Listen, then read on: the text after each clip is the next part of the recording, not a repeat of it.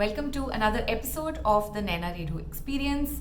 I am answering questions from yesterday's Naina's Monday Ask Me Anything series on my Instagram stories. Let's start with the first question. Why don't you paint cake bases or serverware? Your brooches are beautiful, but I can't pull them off. They don't suit me. My answer: thank you.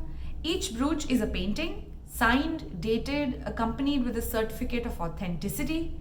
My original thought was to create mini paintings that people who appreciate art could actually wear.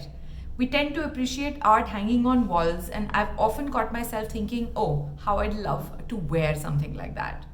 I accept client commissions and I'm happy to paint on any surface. If you would like a cake stand painted, happy to give you a coat. So my brooches were always art. Like I said, that was the idea behind creating smaller pieces which would also be wearable, which is why I use the hashtag wearable art all over the place and all the time. I'm not opposed to painting on surfaces, whether it's a cake stand, whether it's a book, whether it's a cap or a jacket. I'm open to commissions, but the idea is that because I don't want to create too many pieces which will just lay around if people don't really want them. So even with my caps, I painted one, it sold. I painted another, it is available to buy on the shop, and I might paint a few more over a few months, etc. But I am not planning to paint 10 cake stands and keep them in my shop, and what if none of them sells? So because it's just me and I'm not doing any mass production, each piece is meant to be a work of art, for example. So that is the reason I don't paint this stuff at the outset, but commissions, anything. I'm happy to paint any surface at all. All right, next question. Regarding your masks, what about the paint smell? Doesn't it last long? Okay, so just to give you a background, I am in the process of painting face masks. It's a series that I will be releasing on my store, and they will be available to buy most probably only in a medium size. I am getting them hand stitched at my friend's brand called Pure Ghee Designs, and Aditi and I are currently in the process of sampling and seeing what fabrics are working, whether a 3-ply will work better or a 4-layered mask will work better, what is the paint going to stay better on, how many times can we wash it, is there a problem, etc, etc. So that is where the question is coming from, where they want to know whether the paint smell lasts and etc. So this was my answer. Thank you so much for the mask question. You are right. There is a distinct smell that the paint creates when it interacts with fabric. Thankfully, after a couple of washes, it goes away entirely. Before packing and shipping my masks, I wash them once. It is advisable that customers wash the mask on receipt as well. So what happens is that before Aditi stitches the masks, the fabric is washed. So there is one pre-wash. Then when the stitching is done and I receive the mask, then I do one wash before painting. Then I paint the masks, dry them out, iron them, etc. And then once the painting is done, then I iron them once more, and then I wash them before I send them to a person who has ordered the mask. So it's already been washed thrice. After it is painted, it has been washed once. If you wash it maybe 1 or 2 more times, or even if you wear it for 3-4 days and air it, the paint smell disappears. So you don't need to, it's not going to be there in your nostrils all the time. So there is that. Right. By the way, if you would like to get on a pre-launch discount, I am doing a 500 rupee discount on the masks during pre-launch. Then you should go to mask.naina.co, sign up to my newsletter, and that is where I will be sharing the pre-launch codes before the masks are made available to the public to buy whatever they want, etc. So my newsletter, as always, gets first dibs. You can go to mask.naina.co and sign up there. Alright, next question. I see Naina always smiling, confident and creative. What is the secret? Don't you have low days? My answer: oh, of course I have low days like every other human being. You see me always smiling because I only post content where I'm smiling. In general, I am a full-on enthu cutlet, so I'm like that in real life also. I try not to post sad, angry stuff too much because that is not the vibe I'm trying to spread. There is a lot that I don't post about. There is no secret. It is just that I have so many things that I want to do that I don't have time to feel sorry for myself most of the time.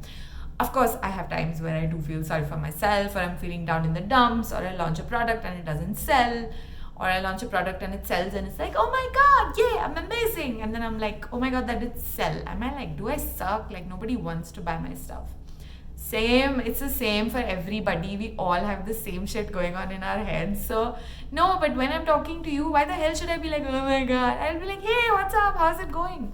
It's not a put on, but this is how I talk to my friends. Why will I mean, yeah, so that's how I talk to you guys. This is how it is.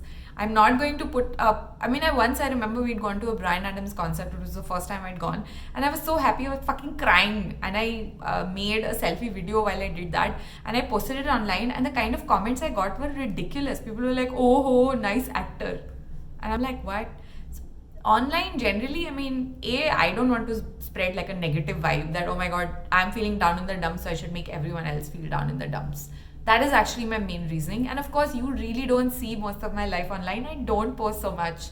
I mean, I do my work, I take photographs, I write about stuff, I do workshops, etc. But I don't post my day-to-day private life. There is so much that you guys have no idea about, and that's fine. I have a private life.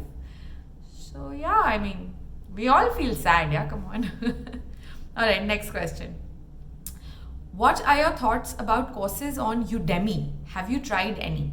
My answer, I have looked at more than a few platforms similar to Udemy, and I find that if there is a very specific skill that one wants to learn, then there are many courses available. For example, if one wants to learn how to use the Facebook Ads Manager, but if you want to learn how to create a content plan for your brand, then it's a lot harder to find a quality course on any of these platforms.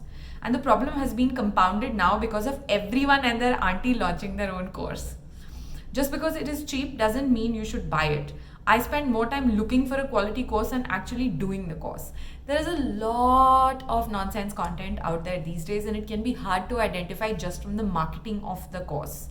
So yeah, I mean, if there's a place where people have reviewed it, I will first search for reviews and what did they actually learn, etc. Because there's a lot of nonsense going on, people just passing away one PDF file they'll give you and they'll be like, okay, this is the course, or it's a set of 5 pre-recorded 10-minute videos which don't really tell you anything. And a lot of advice is useful when it is customized to your particular requirements. Again, that's what I think. And I have tried out a lot of digital courses, especially during the pandemic, because as we all are looking at new things to learn. But I honestly haven't found any good stuff online. Maybe that's just me. Alright, next question. How important is investing in paid ads to boost your social media posts? Do you recommend? My answer, not to boost social media posts, I do not recommend. Create an ad and use the Facebook Ads Manager to distribute it. Boosting an existing social media post is usually an afterthought, which means that you are wasting money. If the existing social media post is already selling something, then boosting could bring more eyeballs and maybe sales. But if it's a generic post, then a paid boost is a waste in my opinion. Really depends on your goal. Hashtag goal kya hai? I think that answer is pretty evident, but ads can be helpful if you're actually selling something. But just, for example, when a blogger will post like, oh, like beautiful hotel I stayed at, and then they boost it. Point kya hai? Why are you boosting that post? You want more people to see the hotel, so you're doing indirect advertising for the hotel? Or are you trying to say that, so don't say it indirectly then, say it clearly. Oh yes, I worked with this brand and these are the amazing photographs I took and this is what the post is about, and I'm open to taking on more brands, so reach out to me on this email ID, for example. That, yeah, maybe because you're selling something. But if it's just a generic photograph of some shit, then what's the point of boosting that? I really don't see that, again, in my opinion. Last question. Do bloggers support small startup brands by putting stories in exchange for products? So I'm assuming they mean Instagram stories. This was my answer. It would depend on the blogger. Ask. The best way to work with bloggers is to build a relationship with them over time. See if there is a brand fit in the first place. Generally, if you, as a complete stranger, when I've not interacted with the brand previously, reached out to me asking for a barter, I will always say no thank you. But if we worked on paid assignments and we have built a relationship over months or years, I will be happy to sometimes post in my Instagram stories for free. If a startup doesn't have money to pay me for my work, how is that my obligation to support them? That's how I work. Each blogger is different. So that's the end of the AMA for this week. Remember, every Monday I do an Ask Me Anything series on my Instagram stories. You can come from any platform. Even if you're not following me, you can ask me a question related to my workshops. You can ask me questions related to brand building, how online content creation works, photography, personal questions, whatever. Of course, I will choose to answer the ones that I want to answer, which I think my audience also might want to know about. And that's it for this week. Thank you so much for watching, listening, whatever platform you're looking at this on. Thanks. Bye.